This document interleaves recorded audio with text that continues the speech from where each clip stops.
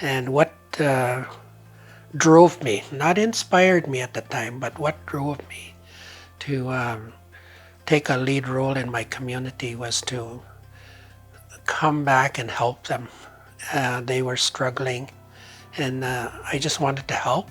So I did initial things for the community, and then later on I was asked to run for chief, and so I did, not knowing what it entailed. But my main focus was to help the community, was to help the people.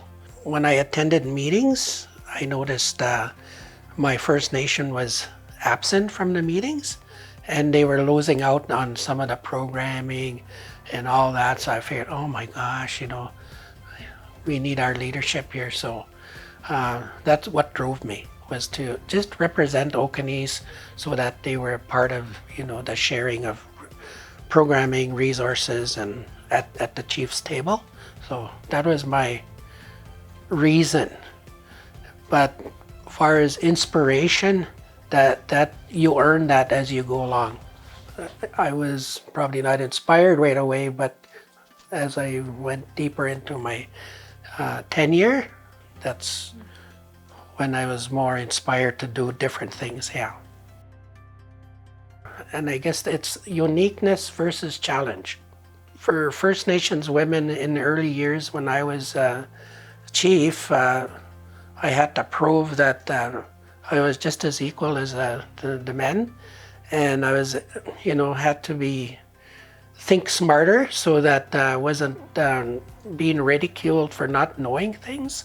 And but I always, put myself in the position where I asked a lot of questions and determined, to find out what needed to be done, determined to find out what my community needed and represent my community.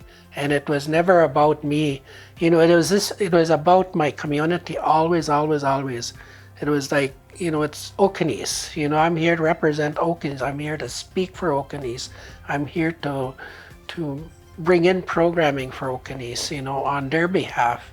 And as a woman, those challenges, I sat in tables, where it's all men, and you're not sure, you feel very outnumbered.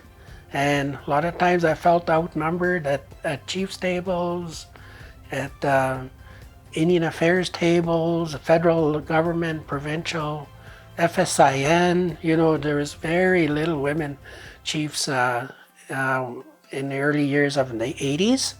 I always encouraged women, as counselors to, work up, go up the ladder, and, but it takes a lot of commitment and sacrifice. I had to sacrifice my family, but my commitment is the people had elected me, and I felt that I was responsible. So my family became secondary. And so sometimes I regret that, but my kids are old now, and they're doing well. So it's not that, there are times I feel that, oh yeah, I should have did this, I should have did that. But those days are, getting older, I get to understand, why things happen the way they did. When they signed the treaty, they said as long as the sun shines, the rivers flow. To me and to some of our elders, that as long as the sun shines, they always remind us about the sunrise, to honor that sunrise when you get up in the morning and be grateful. That's what they meant. And the rivers flow means that the mothers are gift of life, and that the grass is about nature, about protecting the land. So it's not when the sun doesn't show up anymore, it's to be grateful for those things, the water, the grass, and the sun.